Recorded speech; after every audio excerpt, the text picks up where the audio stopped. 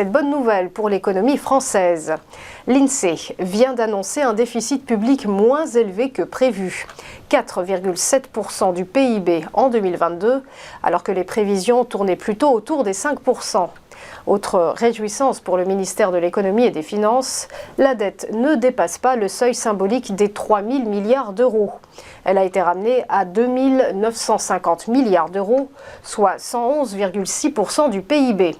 Premier commentaire de Bercy, Bruno Le Maire a salué la résilience de l'économie française. Une embellie donc, au moment où le rétablissement des comptes publics s'avère épineux, après le fameux « quoi qu'il en coûte » mis en œuvre pour les crises sanitaires et énergétiques. On poursuit avec ce dépôt de plainte d'un régulateur américain contre Binance.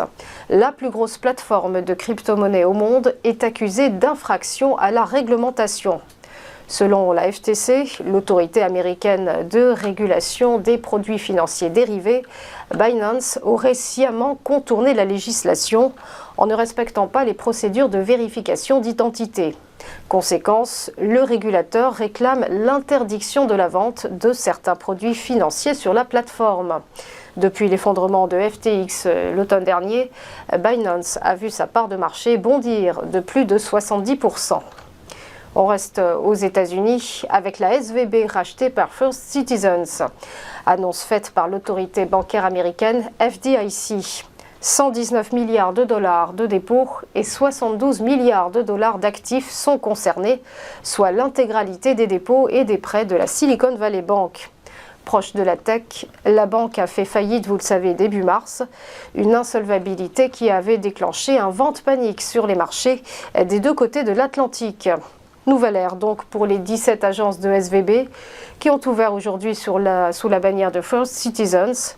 Créée il y a 125 ans et spécialiste des rachats de banques en difficulté, First Citizens a vu son titre s'envoler de 46% dès les premiers échanges à Wall Street.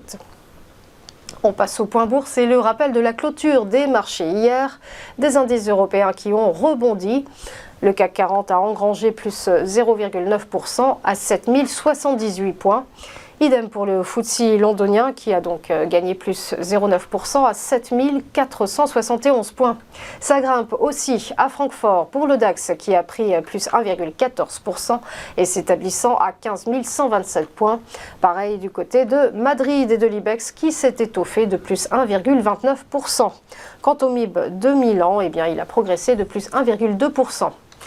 Outre-Atlantique, une clôture mitigée. Le Dow Jones a grimpé de plus 0,61%. Le S&P 500 a grignoté plus 0,16%. En revanche, le Nasdaq Composite a fléchi de moins 0,47%. Et pour être tout à fait complet, sachez que le Nikkei, l'indice de Tokyo, ce matin, a clôturé en légère hausse, plus 0,15%. Voilà pour les news, on reste ensemble juste après, on marque une première pause et on se retrouve juste après pour ChronoCAC.